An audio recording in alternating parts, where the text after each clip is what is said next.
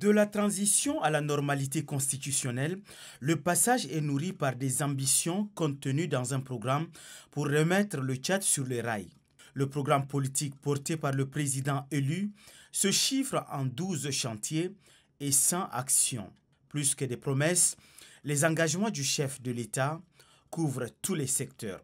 L'objectif étant le développement, le chef de l'État a tracé les sillons dès ses premiers mots prononcés devant la nation. 70% des dépenses publiques seront consacrées à l'amélioration de l'accès à l'éducation, à l'eau, à la santé, à l'énergie et à la souveraineté alimentaire. Promesse faite et tous les chantiers à l'arrêt reprennent. Pour densifier le réseau routier, des routes urbaines et interurbaines sont en construction sur toute l'étendue du territoire national, sans oublier les chantiers des bâtiments administratifs et bien d'autres.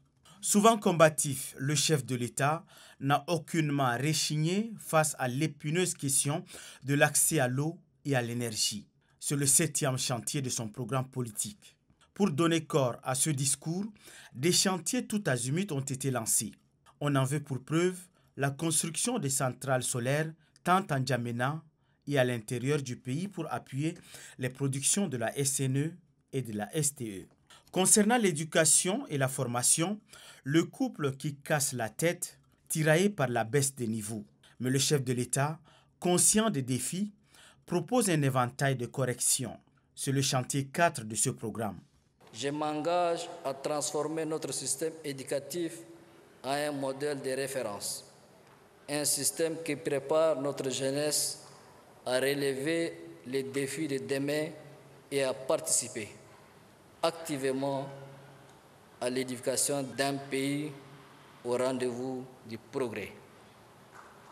Aussi, de profondes réformes seront menées pour impulser une nouvelle dynamique à la formation, à l'enseignement supérieur et à la recherche scientifique. La formation qui sera dispensée aux jeunes doit être en totale adéquation avec les besoins réels du marché de l'emploi. Résultat, l'année scolaire en cours n'a connu aucune perturbation.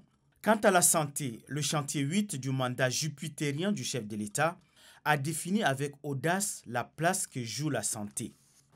Je vais continuer à œuvrer pour un système de santé plus efficace, proche du patient et ses besoins. La gratuité des soins essentiels pour la mère et l'enfant sera garantie.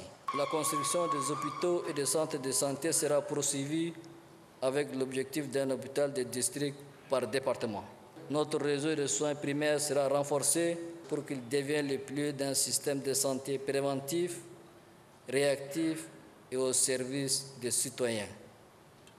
Notre objectif est de créer un maillage territorial de services de santé permettant à chaque Tchadien d'accéder à des soins de qualité. Ces bribes d'informations ne peuvent en rien établir le bilan de gestion du chef de l'État sur fond de la relance du pays. Mais après un an, l'on peut dire qu'on découvre un parfait leader qui a réussi à débloquer le pays en se mettant résolument au service de ses compatriotes.